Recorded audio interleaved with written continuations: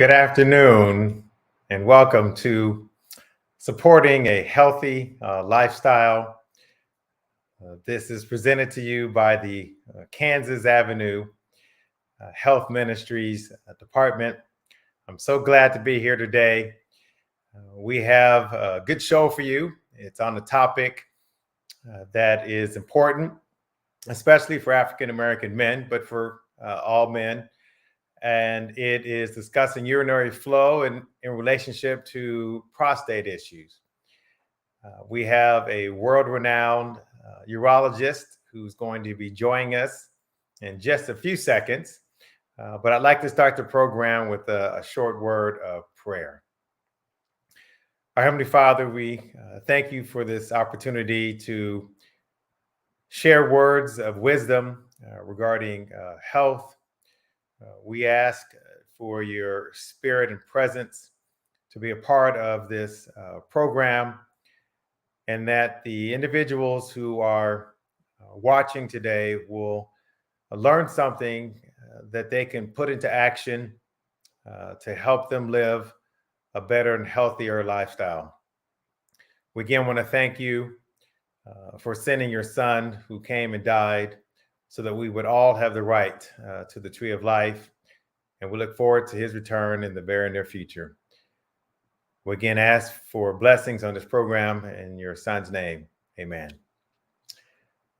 So Dr. Leon Seared is a urologist here locally.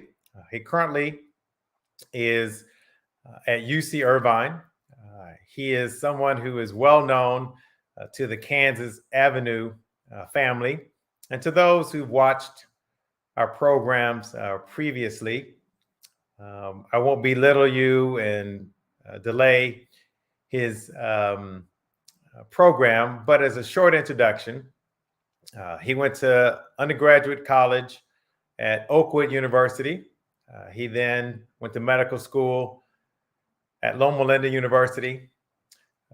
He did his residency at USC and has worked as a solo practitioner as well with a couple of groups, and is currently in an academic position at UC Irvine. He has given many lectures and written papers over the years and has a wealth of knowledge as it relates to urological conditions. More importantly, and not that that's not important, he's a mentor of mine and someone who has been a person I can look up to and try to emulate as I went through undergraduate school and medical school and my years since starting my medical practice. Dr. Leon Seared is a gentleman. More importantly, he's a man who knows the Lord and has a lot of wisdom that he's going to be relaying to us. We are currently having a few technical difficulties, which is why he hasn't joined just yet. And so I'm going to talk about a couple of things that are closer to my specialty, which is orthopedics. Orthopedics is a specialty that deals with diseases or conditions related to the musculoskeletal system, which is the primary system that is involved with locomotion and motor movements, which leads us to the concept of exercise. Here at the Kansas Avenue Living a Healthier Lifestyle program, we've touched on exercise a little bit. We've spent more time on vitamin D and COVID-related issues, prostate issues, and other areas. But I'm sure most of you know one of the main components to a healthy lifestyle is being active. The current recommendations are at least 60 minutes or so of exercise a day. I know historically we've talked about having individuals exercise at least 3 days a week or 30 minutes a day, 5 days a week. But we've known from some of the recent studies that we need to be more active. and more importantly, and this is kind of where when people were very into the 10,000 steps with the Apple Watches and those types of things, where that concept came from, we would really prefer you be active throughout the entire day. Unfortunately, or fortunately, depending on the area we're discussing, technology has really taken hold of our society. And so many of us are sitting throughout most of the day. So while 60 minutes is a good ballpark that we need individuals to be up and moving around, 60 minutes, essentially 1 hour of the day, followed by 18 hours of sitting at a computer is still not good. So we would really prefer you be active throughout the day. And that means taking breaks while you're at work, getting up, if you go into the water cooler.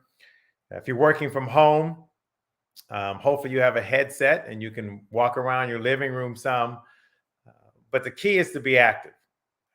It builds muscles, which help with balance. Exercise helps with endorphins, which also can be beneficial to the entire physiology of us as humans.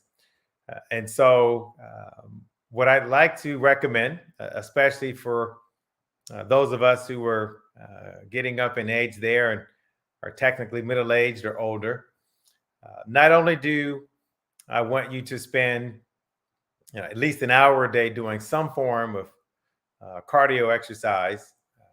That's something as simple as walking, swimming, bicycling. Those of you who like to run, obviously that's excellent. But another component, which is very helpful, that sometimes gets overlooked, is weightlifting or resistance training. The act of stressing the muscles and the joints has a lot of good properties that are helpful for our system. Besides building muscle tone, it helps with balance. It also decreases the risk of osteoporosis. And so muscle strengthening activities is an element of your exercise program that's also going to be very, very important. Now, obviously, exercising is not going to be the end all to all of the potential medical ailments. We still need you to try and eat a reasonable diet. As someone who grew up Adventist, I am vegetarian. But as I've gotten older, I do understand that a lot of our meat substitutes are not as healthy as they really could be. And so I'm not here to say you need to be a vegetarian, but we're pretty clear now, the science is pretty secure, that a plant-based diet is a healthier diet. And you can get all the protein you need through a plant-based diet. So we're asking that you eat a healthy diet as well as exercise to help with some of the medical conditions such as hypertension, etc., and other cardiovascular conditions. I'm pretty sure Dr. Seared is going to be coming in shortly, and then we'll transfer back to more of the prostate issues that we had planned for this program. Hopefully he'll be here very, very soon. This program was initially started during COVID, and it was under the guidance of Pastor Morris. There you are, the word renowned, Dr. Seared. I can't hear you. Okay, is that better now? There you go. All there right. you go. Good afternoon, everybody, and happy Sabbath. Sorry about the technical difficulties which we've been having, and I don't know we got them worked out yet, but we'll see. I don't know if we're going to. Yeah, I don't know if it's going to. Landon. So I'm not sure the PowerPoint's still working. It's good to have a person under 30 helping you. That's always a positive thing. They know how to figure stuff out. But we can maybe at least start with the topic of the program and just start with some basic concepts. And if we can't get the PowerPoint up, I'm sure with the experience you can kind of get through. Yep. Some Looks like. Well, there we go. All right, good. Let's see how we can do this. All right. We'll go with it. I won't bore you with preliminaries. I'm going to fly through these since we're getting a late start. I'm going to fly through these slides, and then hopefully we'll have some time for questions afterwards. And so the title is the topic is getting in the flow zone. It's kind of a hopefully intriguing topic. Can everybody hear me okay, Dr. Pennison? It's a little low on my end, but maybe it's sounding better on the internet. Okay. There you go. Well, okay. All right. We'll keep our fingers crossed here. All right. So, but when we talk about zones, this being football season, everybody knows the red zone that we see in the bottom right-hand corner. And then, this being Southern California, you got Kobe talking about being in the zone. And then there's a kind of just idea of our comfort zones and fear zones. And so, but today we're talking about a different kind of zone, but the zone is a place where you're comfortable. And so we're talking about looking at being comfortable urinating actually. And so that's kind of where the title comes from. Whenever I do these types of talks, I always use this text from Hosea 4:6. My people are destroyed for lack of knowledge. And what we often forget is the next part of that verse. It says, because they have refused knowledge. In other words, because you have not taken opportunity to educate yourselves, it leads to our destruction. And so that's something we want to remember. And so that's kind of where my role is. Dr. King said almost 60 years ago that of all the forms of inequality, injustice in health is the most shocking and the most inhumane. And when we talk about health issues, especially in our community, we know that there is a huge disparity. And one of the ways that we can alleviate that disparity is by providing information. And I feel it's incumbent upon me to do my part to share what God has given me and allowed me the opportunity to gain expertise in the area. So when we talk about getting in the flow zone, it's all a function of getting older. And this little cute cartoon or picture shows that aging seems to be the only available way to live a long life. And so we're trying to make sure that as much as possible, we live long and we have long and abundant lives. And this kind of depicts all the various things that can be associated with aging, especially with men in particular. And today we're just going to focus on the prostate. Now, I always try to put this in there is the idea that too often I hear people refer to the organ as prostrate and not prostate. Prostrate is the position you take when you submit yourself and present yourself before the Almighty. The prostate is that gland that gives men trouble. So it is a matter how you say it.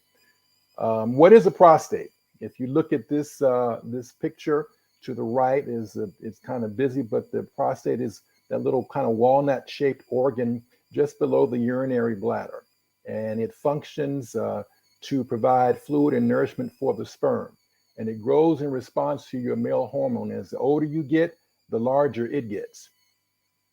When we talk about diseases of the prostate, there are three main ones. I think in my previous time with you, we've talked about prostate cancer. And today we're going to talk about the top one, the benign prostatic hypertrophy or BPH. I like to call it old man's disease, but that's what we're going to be talking about today. And we say, what is BPH? Benign prostatic hypertrophy, a disease that's characterized by basically just growth in a certain part of the prostate. This is kind of a medical definition here, but it's just a growth in the prostate of non-cancerous tissue. And why is this significant? If you look at these comparison to other common conditions like diabetes and asthma, you see that you've got from the ages of 61 to 72, you've got about 75% of men who have BPH. Not everybody does anything about it, but that's kind of the numbers that we say. So that gives you some idea that probably everybody on this call, if you're over 60, maybe over 50, you may be starting to have some symptoms if you don't have them already. And again, this is a little bit more epidemiological information. It says by age 60, 70% of all of us, and if you reach 80, it's 90% of us have BPH. Now, how do you know you got BPH? And this is just a slide that kind of gives us some idea. On the right is just the written idea of what the symptoms are.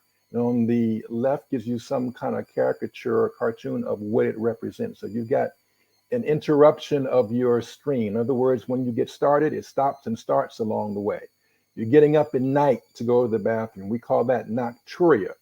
Once you ready to go to the bathroom, it takes a few seconds before you can get started. You go to the ball game and the young bucks are out and gone and you're still there.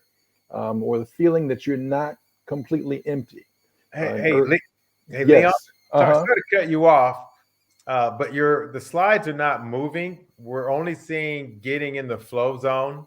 And so the slides you're referencing are to the left of the screen, but they're not moving. Just thought I'd let you know. All right, let me just try this again. I don't know what happened, but let's there try you it go. again. There All you right, go. so let me see. Now, do you see it now? Yeah, now it changed. Yes. Okay. All right. Now I'm gonna go back. Did you see that? Symptoms of BPH is what's on the slide. Okay. All right. So, all right. Now I'm gonna go forward one. Do you see a new one? No, didn't change. Okay. Let me just see what.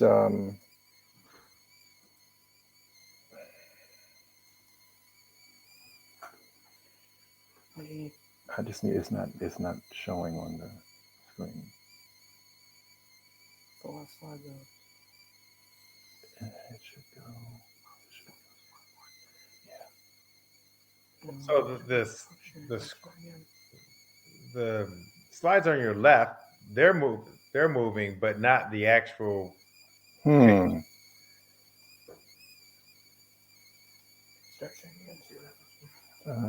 do you want me to do? Start sharing again. Anyway. Screen share. Where's the screen share? We did it last time.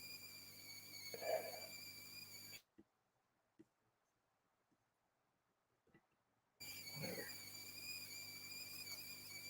Share screen.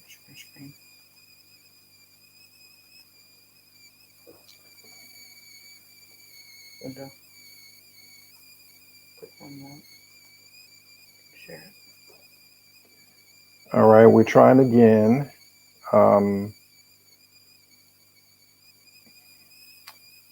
Okay, so we see a little something, and if there's a up or down button that maybe you could hit. Right. There you go. Okay, I don't know why it's not operating in the slideshow mode, but so you see the small ones on the other side too? I still see them, and so your computer screen is up. It currently has a slide that says symptoms of prostatic disease. So what we're going to do, for whatever reason it's not working the way it should, we're just going to go with this and just focus on the bigger slide, if that's okay. That'll work. All right. So sorry, I apologize to everybody. And so now, we talked about the symptoms, and I just kind of ran through that little form that you often get when you go to the doctor's office about talking about how you urinate and what it, how much it bothers you. And these are the kind of the symptoms that we talk about, getting up at night. And then on the right is the more ones that we start. When we see those, we become a little bit more worried about something really significant going on. And then we kind of look at those based on, we qualify them mild symptoms, moderate or severe symptoms. And that's kind of how that goes. I really don't like how this is going, but we're going to go with it. And when we're talking about diagnosing BPH, they're like pretty much any diagnosis. Examination, we take a look at your urine, we do blood work, and then there are other studies that we do. So here, and this is like, you see one of the two things that we do. One is that little commode looking thing is called a Uroflow machine, where we kind of figure out how fast the urine is coming out and how long it takes you to get it out. And that gives us some idea of how bad things are. And on the right side is a cystoscopy or a cystoscope, which is a flexible scope that we use to look inside. We can get a good idea of what's going on in the bladder and also how big the prostate is to our vision to help determine what's going to be the best option of treatment. And then when it comes to examination, just examining the abdomen on the right. And the good news is on the right side, rather, is the digital examination that every man just really does not want to even think about, but it's something that's important. And the good news is, even though this is a joke with Oprah saying you get a rectal, everybody gets a rectal, the good news is that the research tells us that we don't have to do that as much. It's not as reliable as the blood test. So just kind of knowing that, you can say, if the doctor, wants to do that, you can say, hey, I understand, can we just do the blood test? But in terms of being thorough, using both is good. Now, when we look at just the idea of what it looks like, so on the left of this picture is what a normal bladder and prostate look like. And if you compare that on the right, you can see that the bladder itself is much thicker. There's urine that's left in there. And if you look at the prostate itself, not only is it bigger, the tube that you see is kind of squeezed a little bit. And that's basically what happens, what happens to the prostate in this condition. And then this is another picture of it, looking at what we see. The bottom part is what we see when we look inside. Normally, it's nice and open, that little black hole in the middle, that's going into your bladder. Then as the prostate grows, it gets bigger and that hole shuts down. And on the right, on the bottom, is what we see when we know things are really bad. And by this time, you're having some significant symptoms and something needs to be done typically. And if it goes too far, this is a picture of what can happen if it goes too far and nothing is done. You can get to the point where you can't urinate. And if that happens, the urine can back up to the kidneys and blow the kidneys out. You can get stones in the bladder, even kidney failure. So those things kind of happen. When we look at what do we do about this, here's just a slide that kind of tells us the options. You can do what we call watchful waiting, where we just kind of follow your symptoms. And when you tell us things are bad enough to go, or something happens specifically in as far as your kidneys, or you can't urinate, then we intervene there. And there are drugs that we use or surgeries. But a lot of men don't get ideally treated. If you see at the bottom, only 3% elect to have surgery of everybody that has it. And the option is always available to us. When we look at trying to decide what to do or when to do it, on the left-hand side of the screen, you see these are reasons that we say we have to intervene. On the right-hand side, which is usually the most common, is we intervene because you tell us, I'm tired of living like this, and everything I've tried is not working. And so that's the most common reason why we intervene for BPH. And here's some of the drugs that we use. On the left-hand side is a group of drugs called alpha blockers, which are designed to help relax the muscles in the prostate to allow you to empty better. So there's less resistance to the flow of the urine. And these are just the generic names. You may be more familiar with names like Flomax or Rapaflow or Uroxetrol. That's in that category. On the right-hand side are the two medications that actually shrink the prostate, finasteride or Proscar or dutasteride Avodart. These medications actually shrink the prostate the way they work. And the best option is using these two categories of medications together, because using them together works better than either of them alone. Now, being who we are, we always want to think about what natural ways we can do this in terms of supplements to take. And here are some natural things to take. The problem is that there's no real data that says they actually reliably work. Now, I tell patients all the time, if you're taking something like this and it's working for you, go right ahead, because if it's working for you, that's all that's necessary. But typically, we don't have the data that says they really work, and so we don't really encourage people to do it. But there's no harm in doing it if you think it works for you. But the problem with the over-the-counter in the GNC stores, or what you get online from seeing the commercials, is that these substances aren't regulated like the normal medication. So you don't know what you're getting. You don't know if what they say on the label is actually in there. And so they're not really reliable. We don't know what is the right dosage. So you could be taking not enough or too much. All these things come into play when we look at those medications that aren't regulated through the FDA. Now, when we talk about surgery, there's a whole list of things that we can do. And I'm just going to run through a few of them here so you have some idea. When you hear doctors talk about it, or somebody or your friends talk about it, you have some idea of what in the world they're talking about. And so here's one. Here's a kind of a new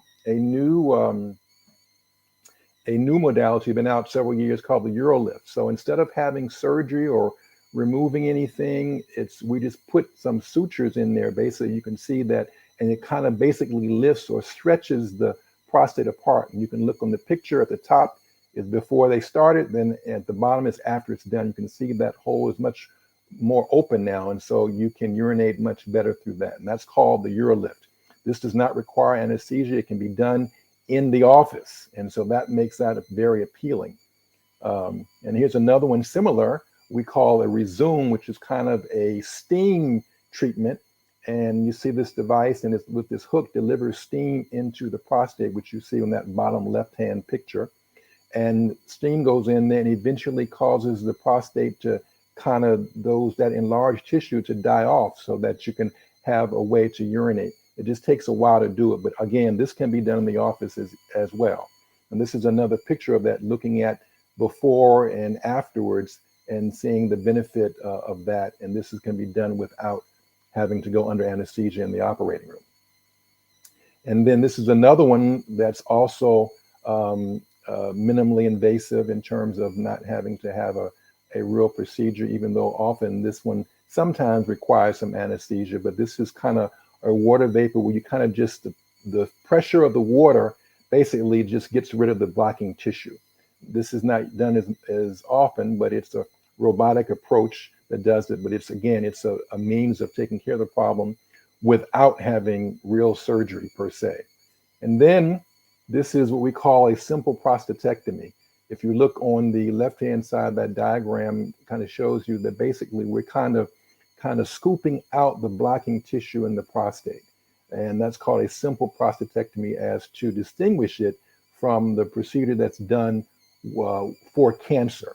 And nowadays, on the right, it's done robotically. It was an earlier part of my career, we did it all through an incision. But now, even though it's surgery, it's done robotically. And you see the robot there. And in the forefront, you can barely see, just to the bottom right, a little station. That's kind of where the surgeon actually sits and does the maneuvering of all those arms you see that are above the patient there. So this is a robotic simple prostatectomy, which typically happens for people who have very big prostate glands. And so, and here is the gold standard, which most of us were trained to do and do. We call this the Roto-Rooter job, or the ring job, or this is called the TRP, and it can be done with laser or the standard old-fashioned way with the loop.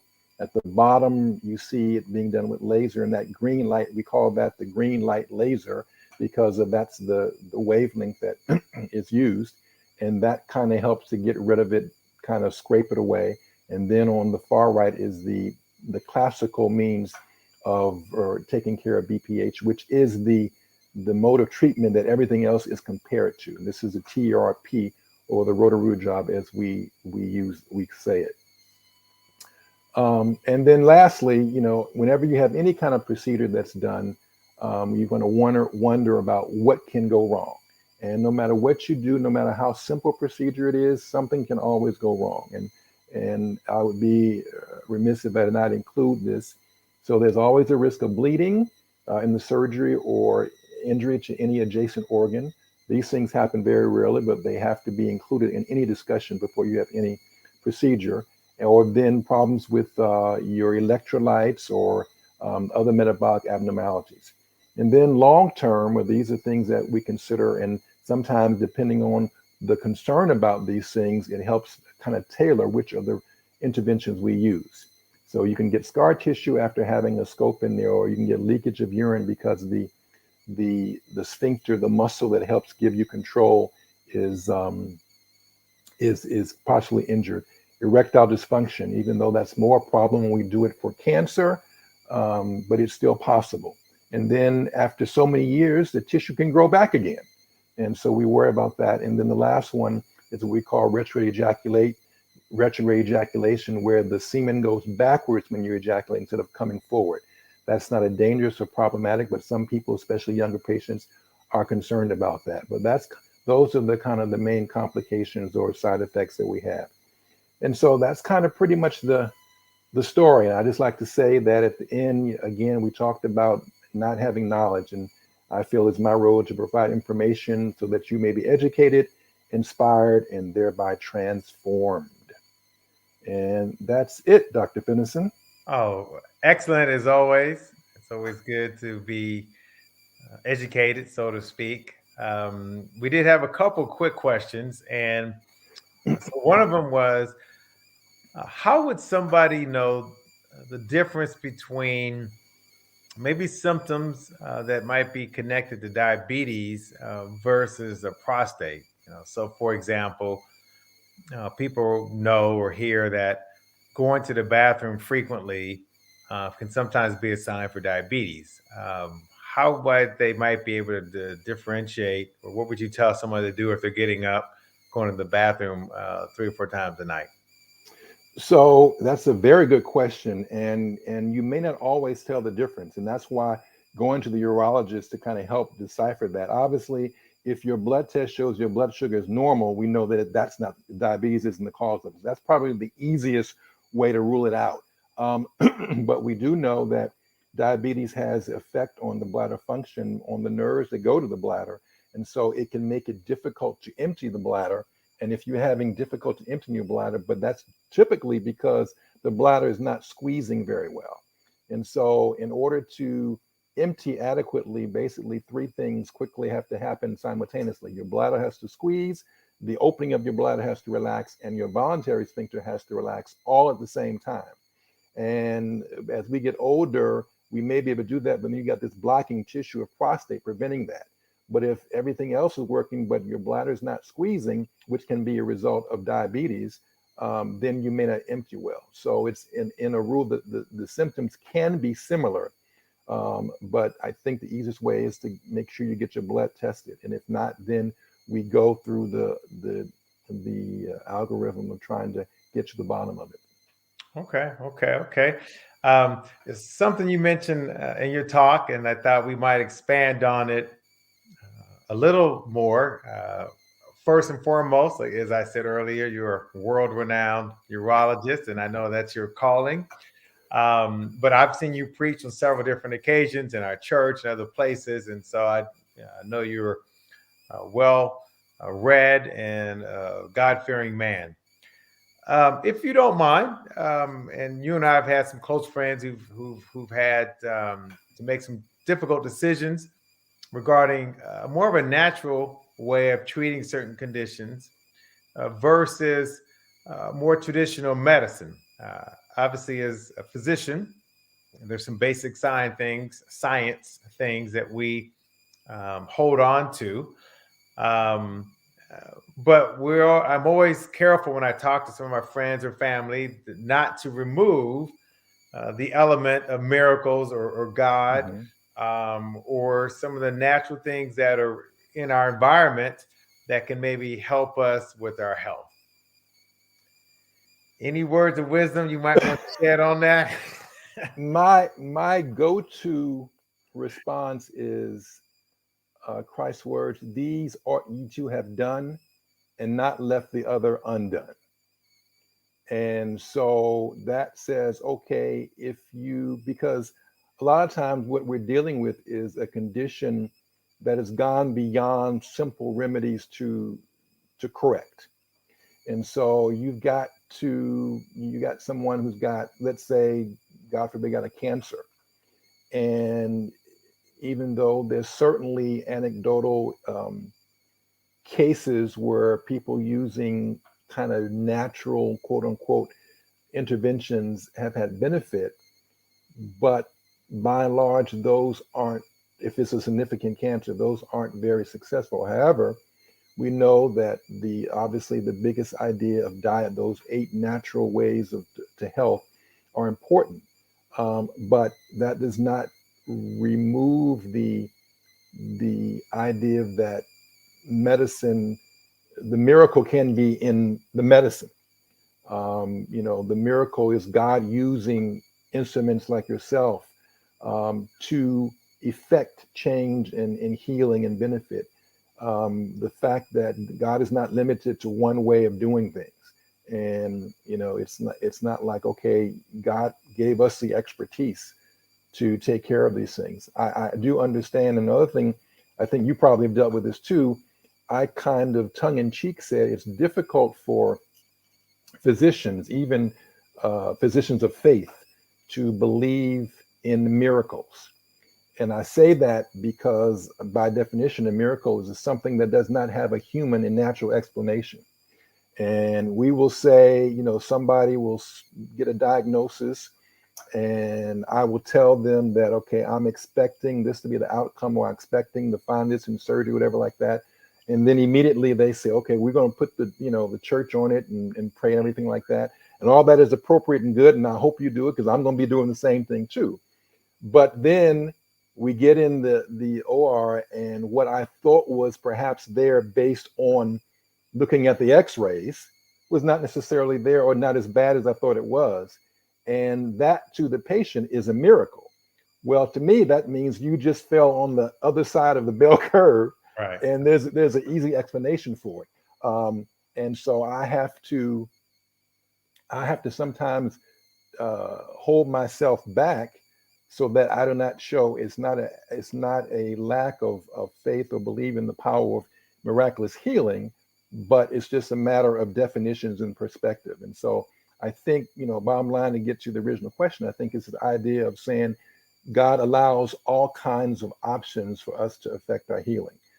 Some people he healed by speaking to, some people he touched, some people he told, go. And when you get on the way, the healing is taking place, Right. So there are different methods. I like to use there's a quote I use, and all the residents that come with me know it, that says that not so much what disease the patient has, but what patient has the disease, which means that just because you have a certain diagnosis and the book says I'm supposed to treat you a certain way, that may not be appropriate for you. And I think that's very key for our community, because we're not like everybody else. And if you're not culturally sensitive and culturally competent, right, then you're not going to get the effect of health from me or my cooperation. I love that phrase. And as I mentioned before you came on, you're obviously one of the guys I've looked up to almost my entire life. And I learned something here. I love that phrase. The miracle can be or could be in the medicine. And I think sometimes people, they forget that some of the things that we're doing, some of the expertise we have in diagnosing certain things is actually a miracle that I was able to read in a book or have some experience with other patients and then use that knowledge for somebody else. So, we've heard the phrase that medicine, it's the practice of medicine. Mm-hmm. And so we start as medical students, we go through residencies, and we have our early practice years where we're learning and practicing on other people. And so I hopefully get to the point that we're now competent, and that in and of itself is also a miracle. So now in my 50s and 60s, whatever we're at as a mature physician, I now can share that with somebody else, and so that is kind of a miracle in the medicine. So that's a phrase I'm definitely going to use.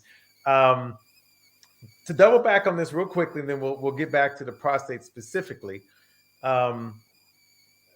There's also the component of the placebo effect, which I think in the last decade or so has started to get more attention in our field as well as outside of our field. And I just would be curious to see how you feel about that when we do start talking about individuals who believe that there are miracles, and how sometimes it is really how you believe about things that has a true effect on your physiology.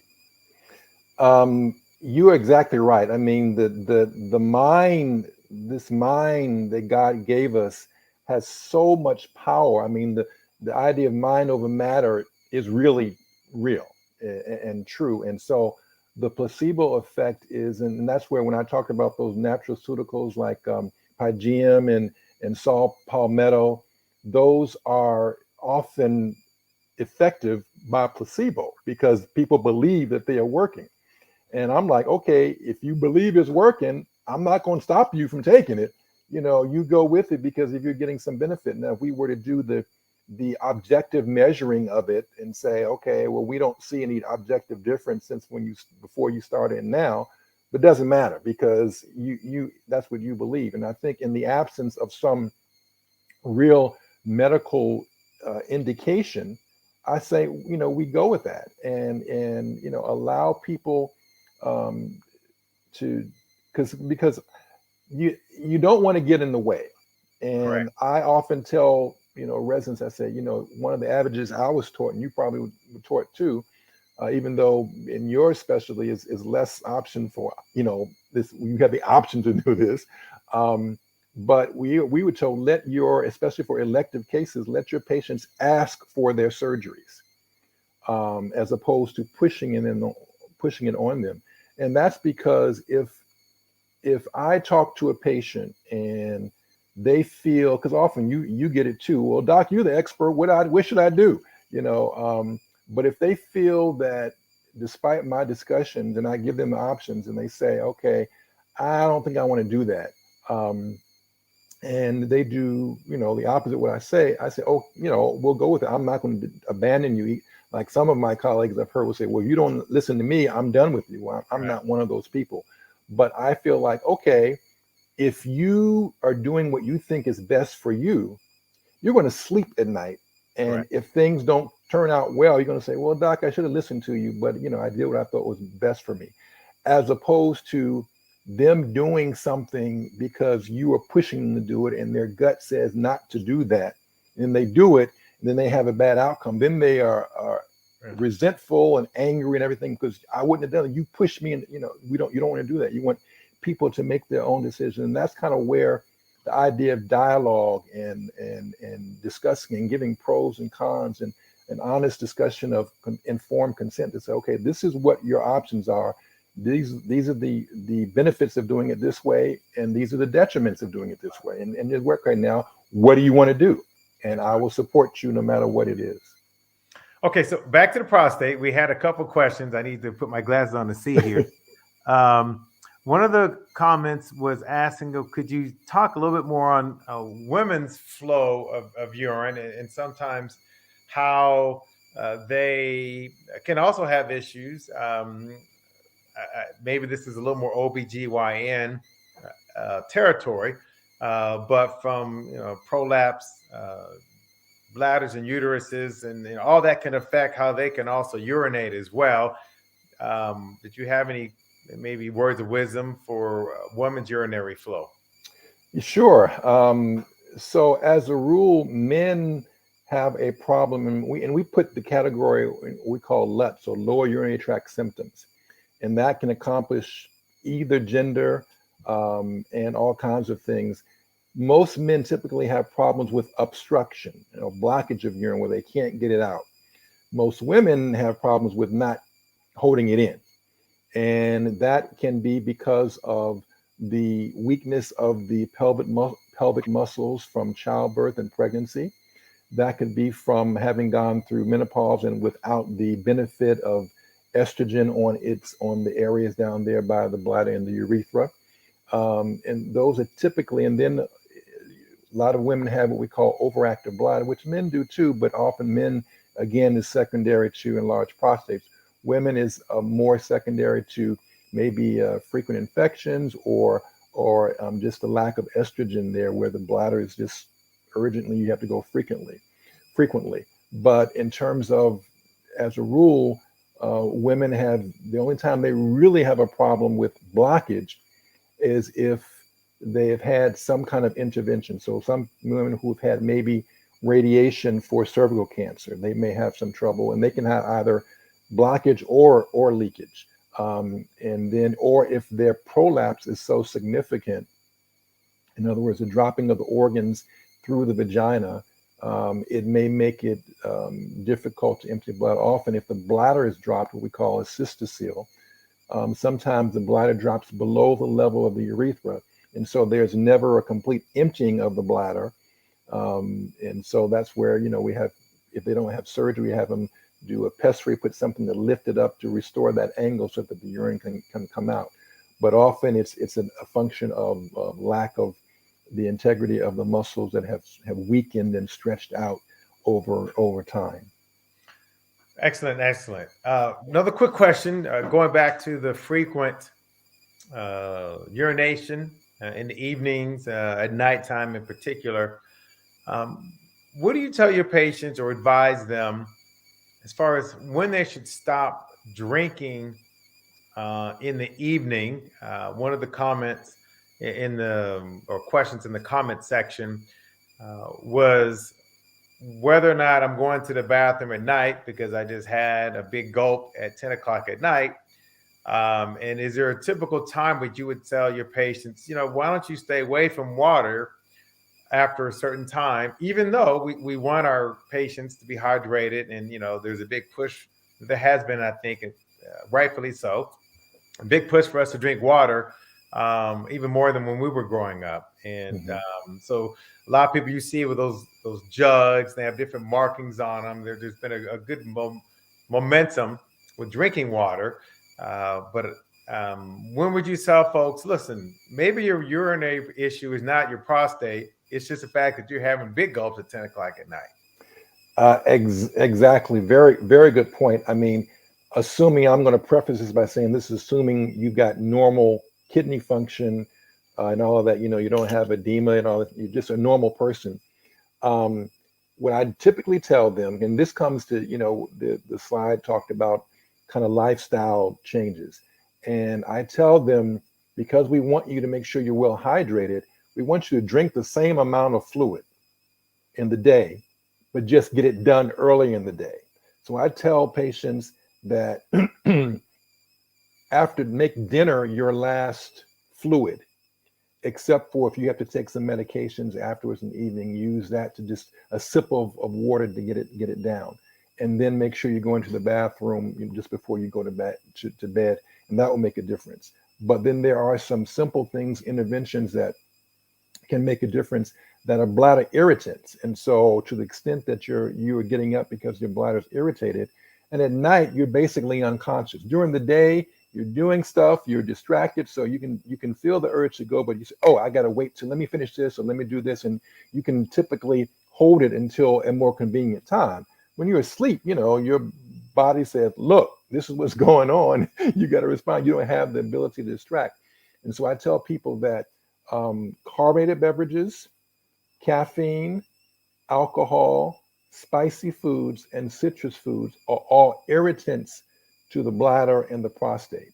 And so to the extent that any of those are a significant part of your lifestyle, to cut back on. I tell them, I'm not going to tell you to completely eliminate them. If you do, great, but it's not that. But just be aware of those things that can make a difference. And I've had patients come back and say, yeah, I cut out, I was drinking 4 cups of coffee a day, and I cut back to 1 in the morning, and things got better. Or I don't drink alcohol anymore, or these types of things. So those are kind of some simple lifestyle interventions that can make a difference in what you have. And you say, okay, oh yeah, I've been drinking all this water before I go to bed. Well, yeah, the more water you got, the more fluid is on board.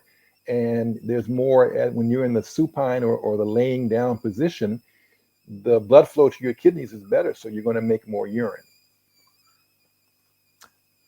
Last quick question. I think we have a couple more. This question here, would your PSA levels go up with BPH? Yes. If you have a very big prostate, your PSA can be reflective of that.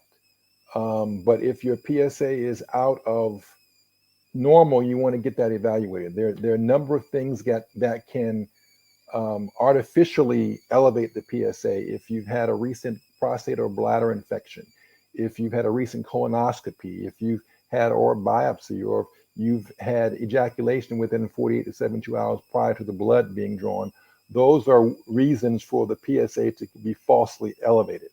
And so, when you see, I would not jump off the deep end just because you got one value that says it's elevated. You want to, make sure you get at least one more data point before you say, okay, we need to do some things now. And in the old days, we would typically go for an elevated PSA, go straight to giving antibiotics. We don't do that anymore because we find that if a person has cancer, all we're doing is kicking the can down the road, and we're delaying an earlier diagnosis. And also, we're finding more infections after prostate biopsies. And it's what happens is that if you got antibiotics before, thinking it would bring it down, a lot of times that makes the whatever bug grows for your infection more difficult to treat. And so, that's what I would not draw any conclusions based just on one value. But if you were convinced, or your physician was convinced that yes, this is elevated, we need to do something about it, I would certainly get an MRI before you do a biopsy, because that's kind of the more becoming standard of the standard practice now to get that. And that's a non-invasive means to get a lot of information. And typically it will tell us if there's something there that's worrisome. It's not foolproof, but it's combine that with the PSA, it's a good chance that it will show us something if there's an abnormality seen. Okay, then the last thing, and while this information is meant for everyone, historically, prostate cancers and issues with the prostate have been more of a problem in the African American community. And so you had some good news earlier, and I just want to give you the last word here to maybe be more encouraging to our brethren about coming to see you or their primary care physician. They don't need to be as afraid of the digital examination. But the bottom line is, if you're not seeing a physician, if you're not paying attention to your body, if you're not using the information that you've given us today and trying to discern between BPH and prostate cancer, if you do happen to have prostate cancer, you're going to be diagnosed later than you should be, which then puts you on a track where your outcomes may not be as positive as they could be. So we have just a couple minutes left here, but I think although this has been about benign prostatic hypertrophy, I don't want to leave without at least mentioning some of the comments about prostate cancer, especially as it relates to African American men and our reluctance to engage the health field. I mean, you raise valid and critical, important issues. We, as especially Black men, are just, we're less cognizant and about our health and doing things about our health because we have so many other things we want to think about. And then for legitimate reasons, we have a distrust of the healthcare system. And so those are reasons. But a lot of the disparities in our community, especially in Black men, especially specifically in prostate cancer, and this being Prostate Cancer Awareness Month, it's good to bring this up. But we know that with early intervention or early diagnosis, if it's caught early and you avail yourself to the same ideal treatments, the outcome in us is no different than with the majority population. The problem is we don't get screened and we don't get seen. It doesn't get detected early enough in us, especially considering the fact that we have the highest incidence of prostate cancer in the world and double the death rate of our Caucasian fellow men. And so it's really important. But if we do what's necessary, we can change that disparity. And even though, the digital rectal is beneficial for screening for colon cancer as well, but we do know the PSA is more reliable with regard to, and it's not foolproof either, but it's more reliable than the digital examination because the digital examination is so subjective and can vary from person to person in terms of who's doing the examination. And even I can feel something today and I can check you 6 months later and feel something totally different. But the PSA and now with MRI, that even makes it better. But I like to use, especially when I'm speaking to church groups, I like to use the example of the Captain Naaman in 2 Kings 5, and he had an issue and he wanted to get healed, and he said, no, that is too much for me to do. I'm not going to dip in the muddy water of the Jordan. We got some nice crystal clear rivers in Syria, Right. but I don't want to do that. And his brothers said, look, dude, if it was some big thing, you would have gone through it. All he's asking you is go take a bath. That's it. That's it. That's That's it. all he's doing. And I tell brothers, I said, women have been getting up in stirrups and allowing themselves to be made vulnerable to get examinations of their cervix and their private areas for decades. That's It's right. the least we do. It's a simple thing to do a blood test, and even it's a simple thing to get a digital examination. And so, as I like to say when I do that and give that kind of sermonette, I said, dip, men, dip. That's The right. water is fine. That's it. That's it. Well, again, sir, I want to thank you so much. You've been just a helper for our Kansas Avenue Ministries for years, and especially since COVID. And while the leadership has changed somewhat, we have an interim senior pastor now, Pastor Kilby, who thanks you very much for taking your time to be a part of this program. And if you don't mind, maybe a quick word of prayer and we can sign off. Okay. Father God, in Jesus' name, we are thankful for this opportunity. I am privileged and humbled that you have given me the ability to do this, and that I do this because it is a ministry and you have called me to do it. I thank you for my brothers on the line and sisters on the line who have been able to get this information. And we ask that you would encourage us to take what we learn and act appropriately. We pray that you would, to the extent that some of us need real miracles, whether in the euphemistic term of it or in the actual term of it, we ask that you would intervene in the way that only you can do. We thank you in advance. I thank you for my brother Anthony and what he has meant in his service and his ministry, so much that many people know nothing about. So we thank you and we ask that you would bless him and bless the men and the church of Kansas Avenue. In Jesus' name I pray, amen. Amen. So again, this is supporting and living a healthier lifestyle. We thank you for joining us. We hope you've been blessed. We will see you again next time. Goodbye.